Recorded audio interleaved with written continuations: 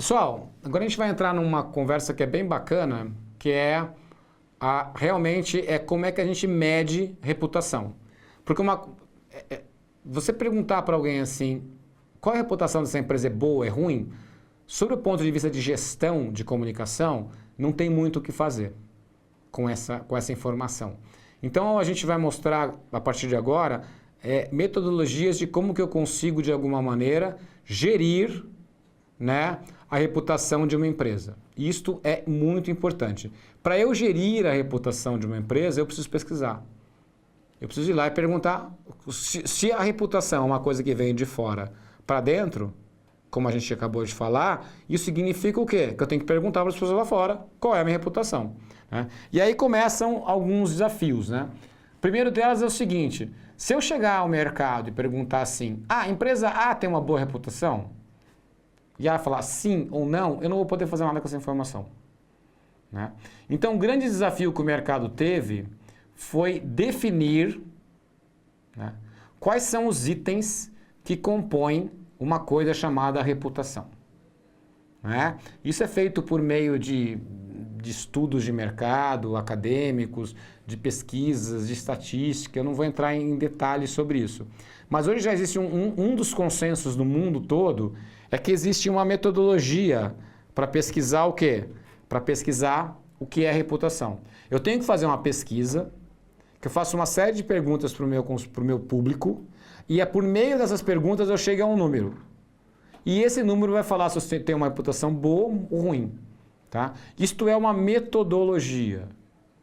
Tá? Eu não vou entrar em detalhes com vocês de como essa metodologia foi desenvolvida. Eu vou explicar para vocês qual é essa metodologia.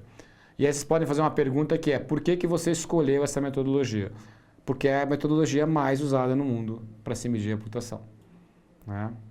Então, assim, as grandes empresas do mundo usam essa metodologia para medir reputação. Então, eu acho que é uma coisa bacana vocês entenderem o que há de mais moderno e o que há de mais utilizado, né, no mundo, até para que vocês possam usar. E aí, quando vocês vêm aqui, a gente começa a ver o quê? Né? Que a reputação, o que eles fizeram, na verdade, aqui? Eles desenvolveram uma metodologia que você divide, né, reputação em alguns pontos. Né? Então, por exemplo, uma empresa ter responsabilidade social é uma coisa que ajuda na reputação dela. Uma empresa ter um bom desempenho financeiro é uma coisa que ajuda na reputação dela. Uma empresa ter um ambiente de trabalho legal ajuda na reputação dela. Uma empresa ter produtos e serviços legais é uma coisa que, né, ajuda na reputação dela. Então, repara que eles começaram a criar o quê? Eles começaram a pegar algumas informações que foram importantes e começaram a criar um modelo. Né? Então, quando a gente olha aqui para esse slide, a gente fala o seguinte, o que é um quociente de reputação? O que a gente está chamando de reputação?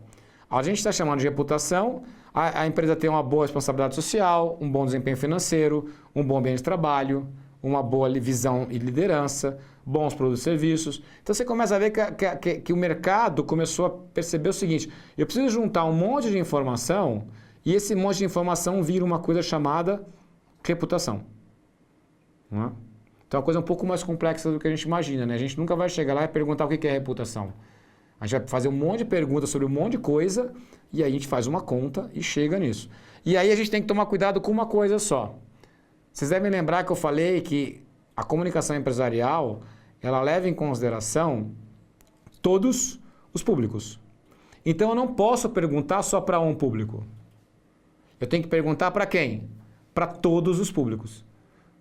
Então, se eu quero medir a reputação da minha empresa, eu preciso o quê?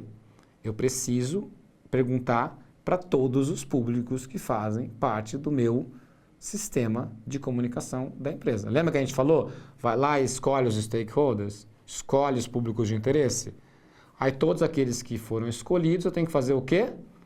Eu tenho que, de alguma forma, colocar nessa minha pesquisa para que a coisa fique bacana. Né? E aí a gente traz aqui para vocês o caso de maior sucesso no mundo, que é o jeito de medir reputação que foi desenvolvido pelo Reputation Institute, né? Que é o maior instituto do mundo de mensuração de reputação de empresas, né? E o que ele fala aqui, na verdade? Ele fala que reputação tem a ver com produtos e serviços, tem a ver com inovação, tem a ver com ambiente de trabalho, governança, liderança e desempenho financeiro. Ou seja, uma empresa tem uma boa reputação se ela consegue fazer o quê? Essas 7 coisas ao mesmo tempo. Bem. Então, olha que coisa interessante, né? Eu não pergunto se a empresa tem uma boa reputação.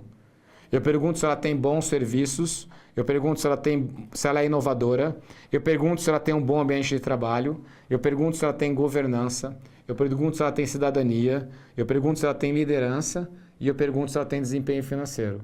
Olha a quantidade de coisas que eu tenho que perguntar para chegar na reputação, né? Então é isso que é importante a gente identificar, né? Então a partir de agora, toda hora que a gente falar de reputação, vocês têm que ter em mente que reputação para a gente hoje são 7 coisas, né? E vamos tentar entender agora como é que eu pergunto isso para o consumidor. Perdão, consumidor não, eu mesmo estou aqui cometendo um erro, né? Como é que a gente pergunta isso para os nossos públicos?